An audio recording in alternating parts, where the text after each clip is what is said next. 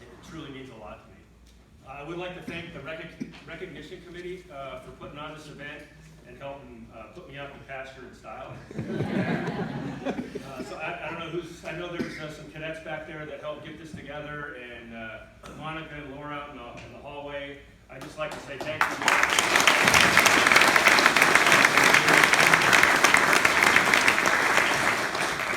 And then obviously Scooter, they're not here, I don't think anymore, but thanks to them for giving us some good grub to eat for tonight. They always knock it out of the park. You know, for those of us in law enforcement, we kind of understand and accept the inherent dangers that come along with being a police officer. And we know that at some point we may end up having to give the ultimate sacrifice. And my friend and colleague lost his life last week in the line of duty, and I would just like to take a moment to honor him and his family with a moment of silence.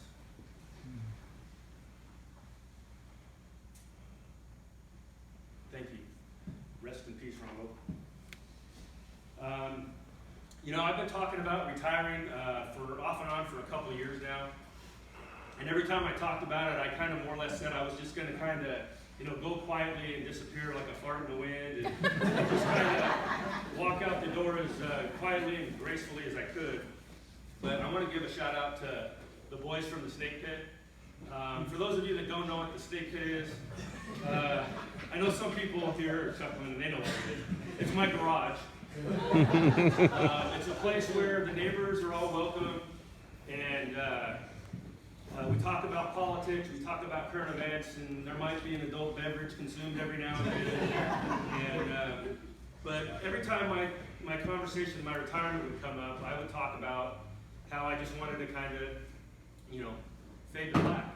And they kept chipping away at me and telling me, no, that I had to do something like this.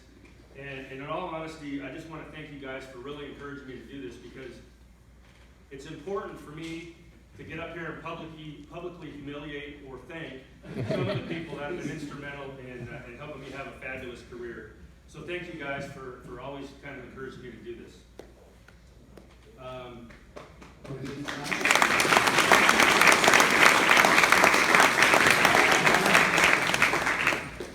The first two people that I'd like to thank couldn't be here tonight, but without a doubt I wouldn't be standing here if it wasn't for them.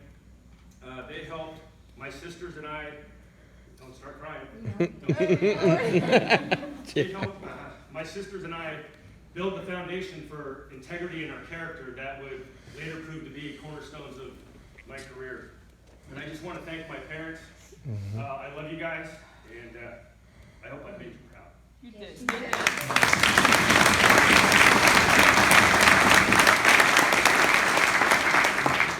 I just also like to say that you're never too old to keep trying to make your parents proud of you. That's right. If you keep doing that, you'll go long, but you'll go far places in this world.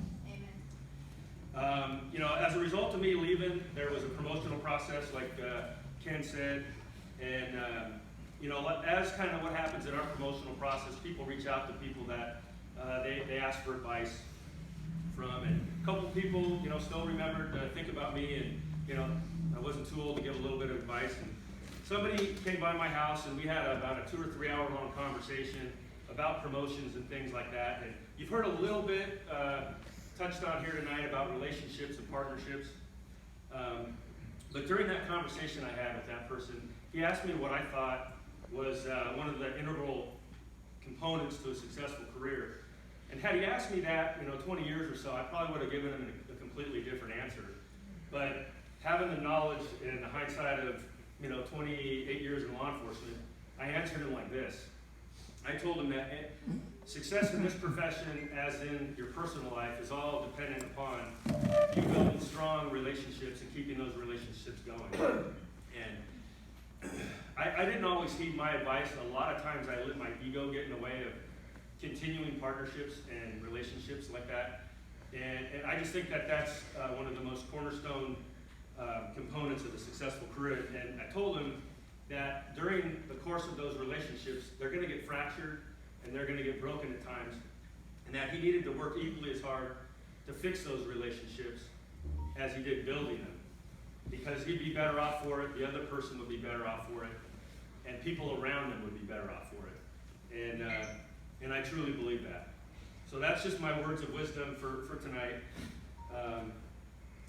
Like Ken said, I had the good fortune to work a variety of different assignments, about 18 years total, and about 10 out of my 12 years as a sergeant.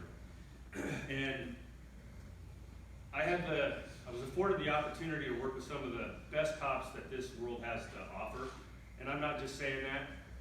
I truly believe that Ventura PD has the best quality people around, and that's no joke.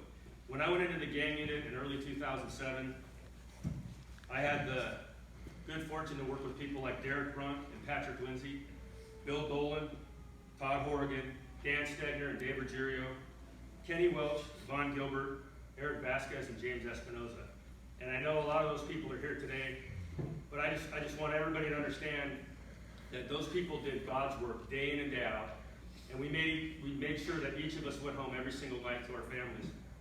And we put a lot of people behind bars, a lot of bad people behind bars, and we took a lot of guns off the street. And I just want to say thank you to you guys for making me look good, for making our unit look good, and for making our department look good. I thank you guys. I love you.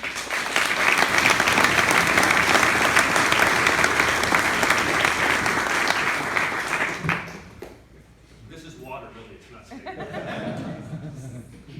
Snake venom is what we drink in the snake pit. I was fortunate to end my career in another specialty assignment in what we call the Patrol Task Force, and Ken touched on it a little bit. And for those of you that don't know what PTF is, it's an assignment that really kind of forces you into working with the dirtiest, stinkiest, batshit craziest people that our community has to offer.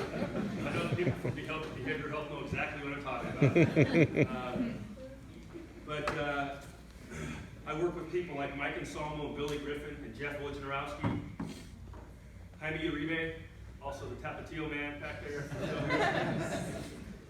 Becky Kaufman, Brian Gregory, and Double D, Derek Dunswick. I just specifically want to thank you guys for sending me off and making the last 5 years of my career a truly wonderful experience. You guys made a very, very difficult job look pretty easy. You guys came up with some innovative strategies and executed some plans, and made me look good along the way. And you really created a program that is something that other agencies should model after. So I just want to thank you guys for doing a great job. I really appreciate it.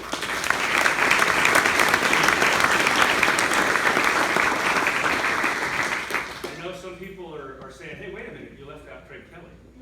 And I know Craig's sitting there looking at me with puppy dog eyes, and I didn't leave you out.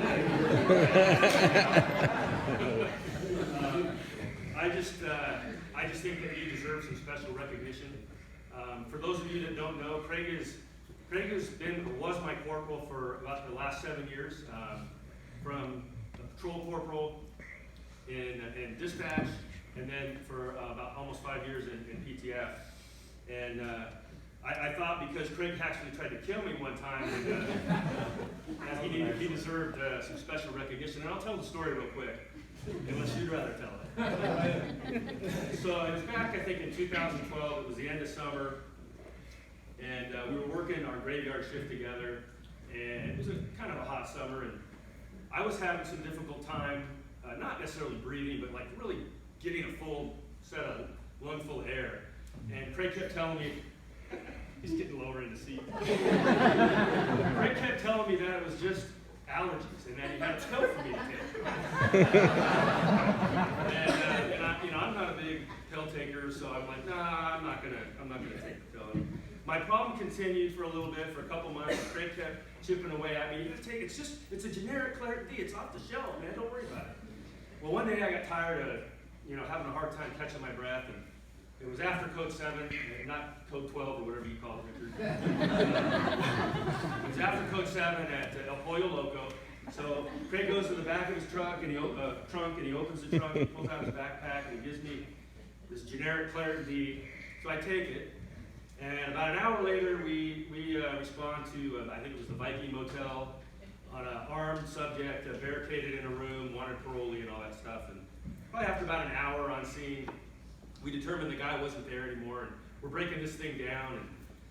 all of a sudden I start feeling my heart beat out of my chest, and I'm getting cold and clammy, and I'm hot and sweaty, getting a little faint and dizzy, and I turn to Craig and I go, I think I'm having a freaking heart attack. He whisked me off to the hospital, and there I'm in my underwear in front of all these nurses. And 2 days later, in a battery of tests, they say there's nothing wrong with your heart. Go see your primary care physician. So I go see him the next week, and I tell my doctor, I said, you know, give me it in chronological order. So I say, well, this is what happened. He goes, whoa, time out. He goes, the guy went to his trunk in the heat of summer and pulled out a time release mechanism capsule. And I go, yeah. And he goes, what kind of a moron does that? I said, Craig, stand up. I'll show you.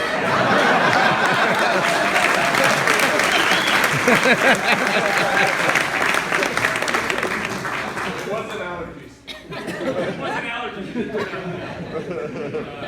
The odd thing about that is my wife was in nursing school at the time, and I was at the hospital where she was doing her rounds, and I was on the floor that she was supposed to be doing her rounds, and I didn't even bother to tell her this happened. Oh, no.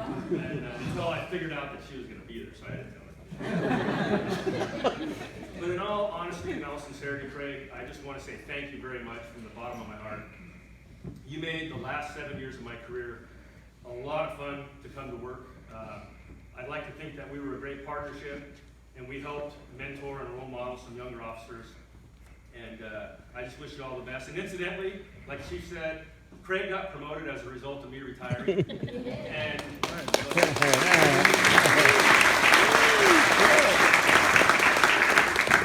to kind of illustrate just the character that Craig has, when Craig found out he was getting promoted, he called me.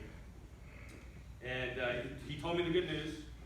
And he asked if I could take a set of my sergeant stripes off of my last patrol jersey, my patrol shirt, and give them to him so he could put them on his. So that means a lot to me, Craig. Thank you very much. I love you, brother. Yeah.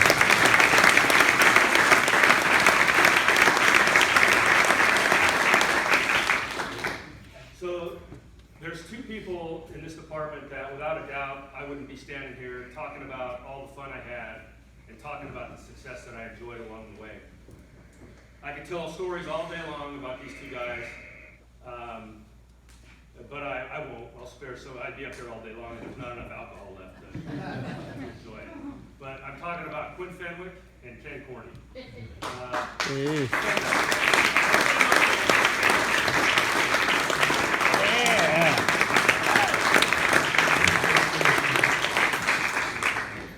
So probably, I would say, for 3/4 of my career, I reported directly to these two guys, and I couldn't have asked for better mentors along the way. They truly had my best interest, my career's best interest, and my personal life's best interest in heart. And they gave me solid career advice. I didn't always take it, but I know that they meant nothing but the best for me. And I just want to say thank you to both of you. I won't tell the story about when I was a brand new officer riding in field training, and we got our gas masks on and rolled over a bunch of about 300 cones that the motors had set up during training. I won't tell that story. Or the time when somebody I know got headbutted twice by the same handcuffed prisoner. Training exercise. But honestly, I thank you both very much for always looking out for me. I couldn't have asked for better mentors along the way. Thank you guys very much. Yeah.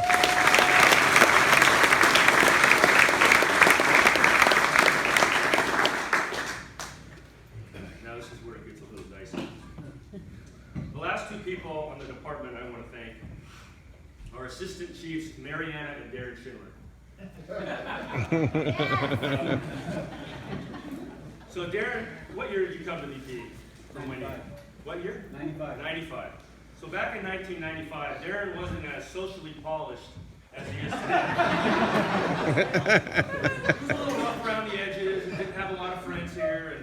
And I think we were either B partners or we overlapped or something like that. I can't remember. I was going to school or I can't remember. But like good partners do, we tried to get to know each other. And in getting to know each other, I found out his wife was from Camarillo. And I go, well, I grew up in Camarillo. Maybe I know her. Well, I didn't know her, but I did know her older sister and older brother. Graduated with her sister and played football with your brother. And apparently that made her feel obligated to try and fix me up with a blind date. So one day Derek comes to work and he says, hey, I got this number, this girl, she's expecting your call. So I call this girl and we got absolutely nothing in common. And she's a little, just not there. So I told Darren, I said, hey, I'm sorry, I'm going to remain on my own. Nothing personal, but I didn't hit it off with this girl. For anybody that knows Assistant Chief Mariana Schindler, they know that she's extremely persistent, right? And she doesn't like to take no for an answer. So a couple weeks later, Darren comes to me and he says, hey, we got this other girl that we want to introduce you to. And I go, no thanks. I'm sorry, I got to remain on my own. No. So for a couple weeks, he kept harping at me. And he finally says, hey, how about if we have a barbecue and we'll invite all our friends, and that way there won't be any issues with you having to mingle with her or anything like that. You can just mingle with everybody else there. And I said, okay, that sounds good. You want to invite me to a barbecue? I'll be there. So I show up the night of the barbecue, and my first clue should have been there was no other cars parked in front of me. Police work. Yeah, good piece of police work. Captain Obvious. So then I knocked on the door, and Darren was right. All his friends were there. His wife and his 2 kids. And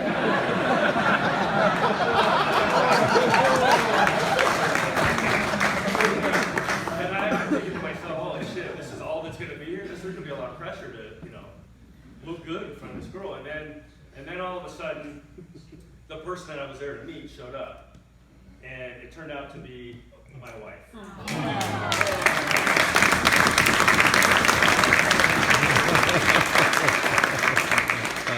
I just want to say thank you both for looking out for me in that particular case. Mariana, thanks for being super persistent. Darren, thanks for always doing what your wife tells you to do. But truly, thank you very much for introducing me to the love of my life. All right.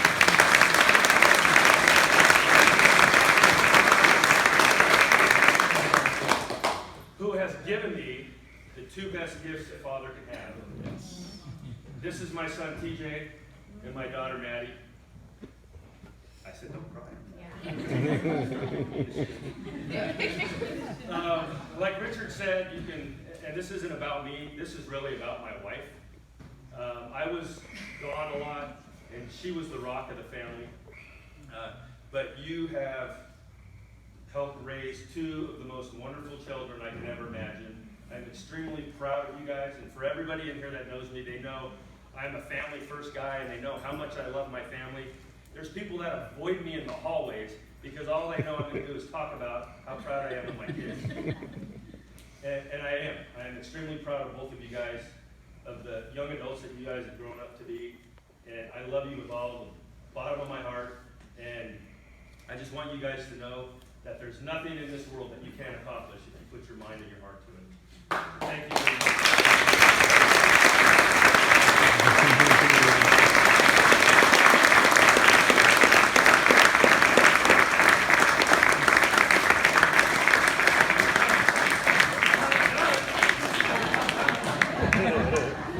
There's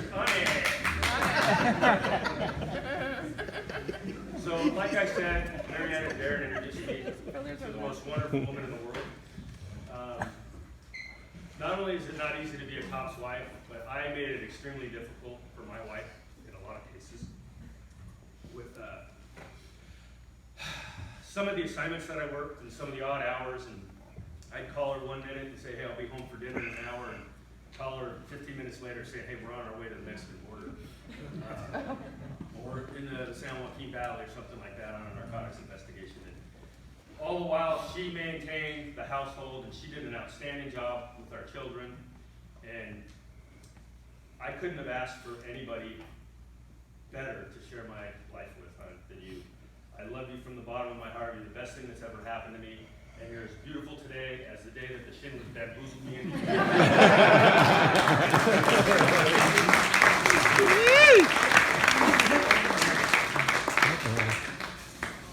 All right.